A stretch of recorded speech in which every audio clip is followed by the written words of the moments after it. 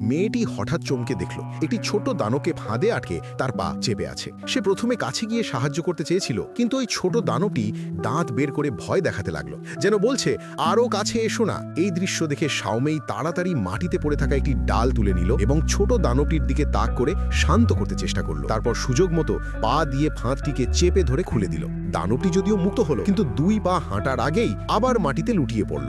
মাটিতে অসহায়ভাবে কাঁদতে থাকা সেই প্রাণীটিকে দেখে শাওমেই সিদ্ধান্ত নিল এটাকে বাড়িতে নিয়ে গিয়ে চিকিৎসা করানোই ভালো। কিন্তু সে বুঝতেই পারেনি এই সিদ্ধান্তই তাকে প্রায় মৃত্যুর মুখে ঠেলে দেবে। বাড়িতে এসে সে ভ্যাম্পায়ারের নকল দাঁত পরে দানবটির মতো করে ঘর ঘর শব্দে ভয় দেখাতে লাগলো। অবাক করার মতো ব্যাপার, এই কৌশল সত্যিই কাজ করলো। দানবটি ধীরে ধীরে শান্ত হয়ে গেল।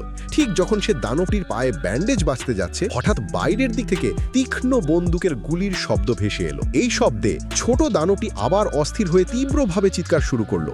এই চিৎকার বেশি সময় লাগলো না, মুহূর্তেই গ্রামের শিকারীদের দৃষ্টি আকর্ষণ করলো।